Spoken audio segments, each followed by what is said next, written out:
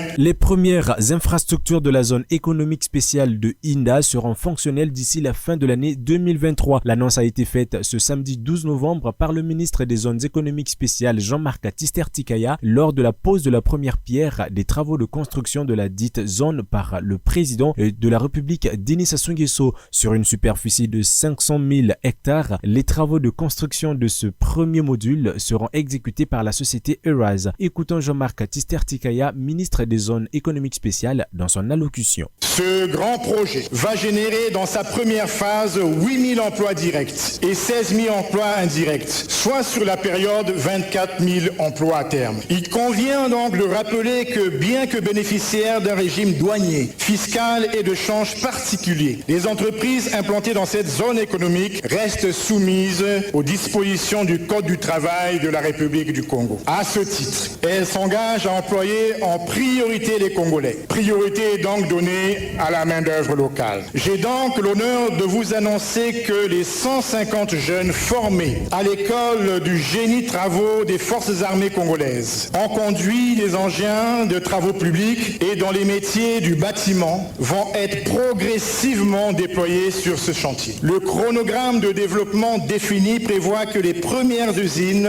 seront mises en service fin 2023. Nous arrivons ce jour à la concrétisation de ce projet emblématique. Il revient maintenant à la plateforme industrielle du Congo Pointe-Noire, société de droit congolais, filiale du groupe Eurise 2P, en partenariat avec la République du Congo, conformément à l'article 3 de l'accord cadre de la convention signée entre l'État congolais et Eurise 2P le 4 octobre 2022, la construction des ouvrages à vocation industrielle, commerciale, résidentielle, incluant notamment les infrastructures et les réseaux de connectivité. Les activités éligibles des entreprises bénéficiant de l'agrément au régime de la zone économique spéciale installées dans la zone économique spéciale de Pointe-Noire sont des entreprises à vocation exportatrice ouvertes aux activités suivantes: le raffinage pétrolier, la métallurgie, la fabrication des produits alimentaires, la fabrication des boissons, le travail du bois, la fabrication d'articles en bois,